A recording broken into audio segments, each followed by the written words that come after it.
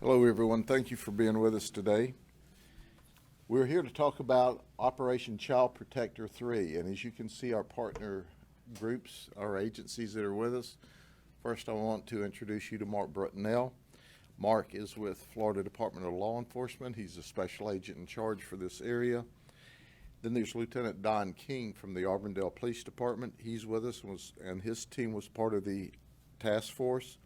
And then there's FDC, Florida Department of Corrections, with Cherie Woody Loud, and we have John Sheffield, and Natisha Moore, Tara Wood, and Brandon Shealy. Where's Brandon? He's in the back. He's not standing up here today. Folks, what we do best is when we work as a team.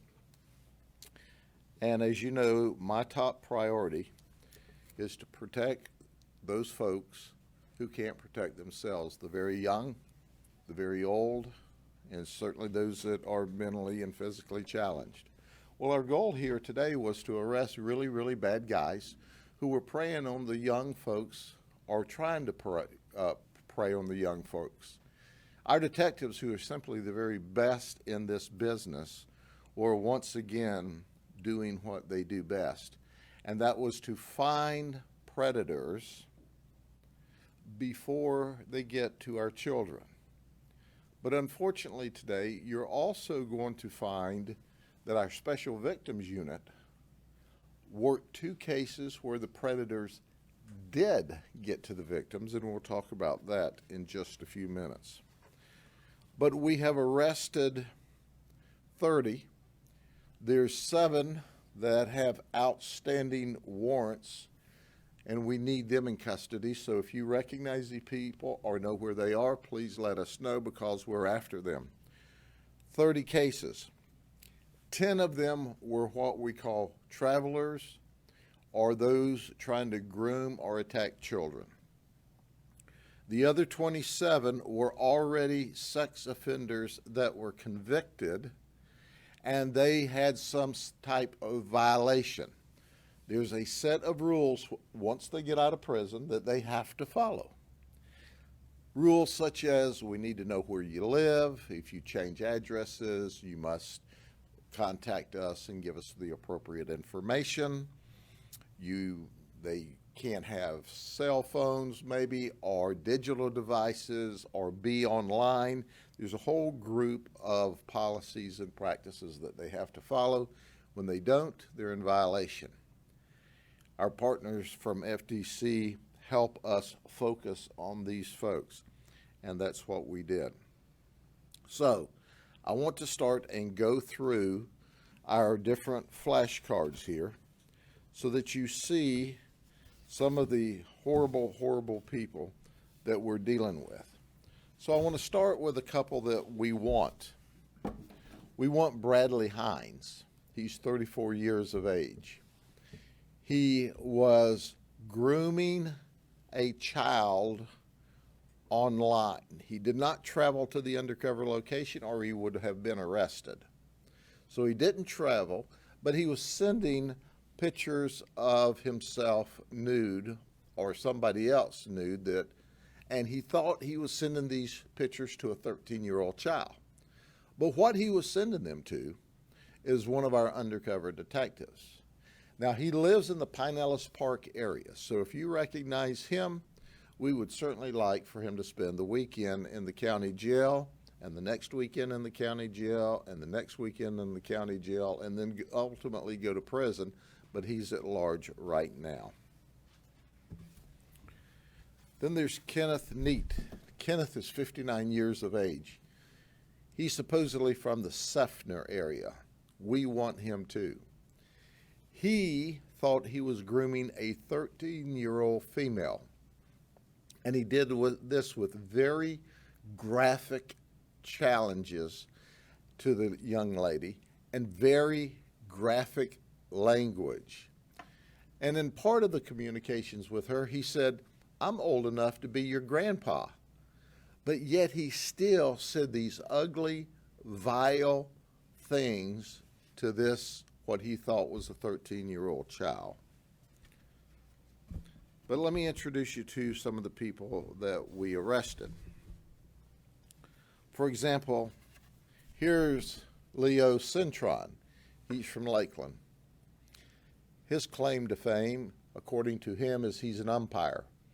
He's umpired high school games, college, D1, Division I, Division II.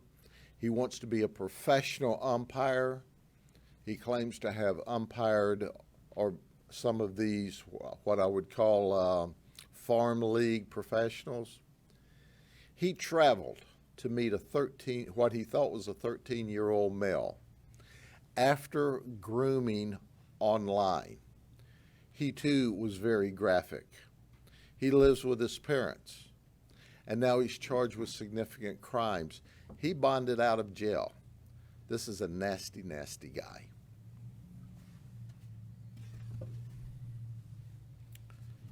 But this was Samuel Zollner. He's from St. Pete. He claims he sells protein powder online and he's self-employed. But let me give you a little history about him. He's from Michigan. He met a live victim online and had sex with a 14-year-old female when he was 18. They gave him 2 years of probation. Do you think he could complete that probation? Of course not. And he was ultimately arrested and went to state prison in Michigan for 18 months. Then he moved here. So did any of that jail time work? Now keep in mind, he already had sex with a child. So now he's traveled. He's traveled because he's thinking he's going to meet a 15-year-old female to have sex. He sent videos of him doing ugly things. He sent photographs of himself nude. And ultimately, whenever he came to the house and we tried to take him into custody, he resisted and he was charged with resisting arrest with and without violence. That's right. He didn't want to go back to jail. Well, our goal is to send him to jail for a long time, not 18 months after probation like they did in Michigan. We plan to show Michigan what to do with somebody like this. If you don't keep them locked up, he's the evidence that they will assault again. He's done it at least once, and he thought he was going to do it again, but our great detectives stopped at that. Well, I thought I'd introduce you to Justin Sturvant. He's 46. He's from Pueblo West, Colorado. Now, what's interesting about this, he is a corrections officer for the state of Colorado. That's right, he's a corrections officer.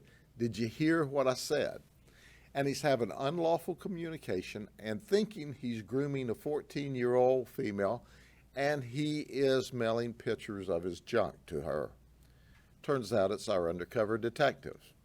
There was lots of ugly sexual talk, lots of grooming. He was doing this from Colorado. He did not travel. And then when we go to do this investigation, we had some of our colleagues out there. His girlfriend's defending him. And in fact, he's blaming it on his 18-year-old son. Well, we have evidence to the contrary. So at the end of the day, we find out that he has a criminal arrest history. Did you hear me? Did you hear what I said?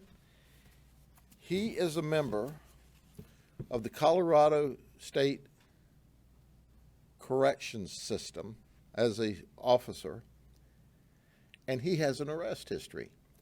Now, some of those cases have been dropped. Some of them had pled. I think one of them was diverted. But he had assault charges, intimidation charges. Some were dropped.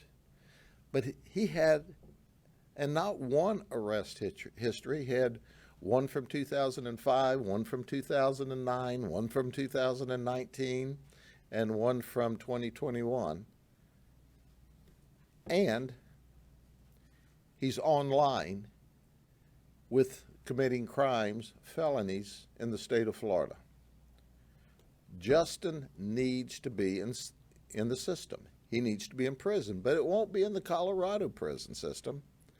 It'll be in the Florida prison system.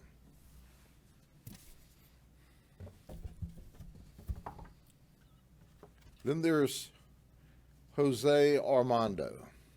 The sad case here, he was not one of the undercover operations. But what he did was traveled and had sex with a minor. That's right. He successfully went online and groomed a young lady, a child, only 14 years of age. And then he crept into her bedroom window at night and had sex with her. He confessed to our Special Victims Unit detectives. And we also have him captured when, in this case, he didn't creep into her bedroom. That was the other one. He went to her house and picked her up and took her back to his house. And we have video at his house of him bringing this 14-year-old child into his home.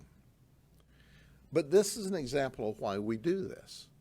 This is the guy from Davenport, Florida, that we look to put in prison. So he groomed this child successfully. He went to her house. He picked her up, took her back to his house, and unlawfully had sex with her. Well, this is the guy who crept into the house. He traveled as well. He groomed online a 13-year-old successfully. And he went to the house late at night and crept into the bedroom window and engaged in illegal, illicit sex. He confessed. Are you ready for this? There's some things you just can't believe. But he admitted to us that he had STDs. Not one, but two different kinds of STDs when he had unprotected sex with this child that's 13 years old. Are you kidding me? He's only been here 2 months from North Carolina. He's already grooming children here and did that while he's eaten up with these diseases. And then he says, oh, but it's no big deal. I'm taking medicine. What can I tell you? I certainly look forward to him spending a long time in prison, and who knows what he might have left with that child for the rest of her life. Before we go on to another topic, I want to turn the podium over for just a minute to Mark Brutnell and then to Cherie Woody Loud for their comments. Thank you, Sheriff. Good afternoon. First and foremost, I'd like to thank the investigative team for an amazing operation that was conducted. These investigations are different. They're different because what the investigators are exposed to. The stuff they have to hear, see, and read, quite frankly, is just disturbing. As a law enforcement officer and as a parent, I'm very thankful that these fine men and women stand between our children and these individuals. FDLE is proud to stand with our partners here today to work these types of operations. We take pride in working across the state with other agencies to conduct most of these operations. As you can see, some of these folks here are not from Polk County. Their criminal intent knows no jurisdictional boundary. They think they can hide behind a computer screen or a smartphone from across the state. I guess I would simply say, good luck with that. We will continue to work these cases. We will continue to target these individuals, bring them to justice, and hold them accountable. Thank you. Thanks, Sheriff. Good afternoon. We with the Department of Corrections would like to thank the Sheriff's Office and all the other agencies that we are partners with for the honor and the pleasure to be out on the streets to make sure that we take these people that are taking these conditions of supervision lightly, to let them know that we will not stand by and watch these actions to take place again. I have officers on the field, we have officers in the office, and we'll make sure that we make sure these offenders understand that we're out to make sure they comply with their conditions And we work with all the law enforcement officers to help them with any investigations that they have in the future. Do you have questions for any of us? Is this sexual offender compliance focus, was that new with this operation? Trying to zero in on that? No, it wasn't. This was just an addition, working with FDC. We check these people and do violations all throughout the year anyway, but we did a massive roundup to go along with this operation, and we have done this before. So it is, I can tell you, the good news is there was only 2 that travel, which is, and you say, well, what's good news about that? Well, the good news about that is we used to get them by the busloads. And now we see there's not that many of them. A lot of these predators now, you understand, moved here after their convictions and maybe after they serve state prison time someplace else, but they still have conditions because they're sexual predators or sexual offenders. So they are watched by DOC or us as well. So at the end of the day, it's us all working together, and we just did a roundup of them. But don't think that they're not watched every day, because that's what these wonderful folks do. They keep an eye on them every day for us. Anything else? Okay.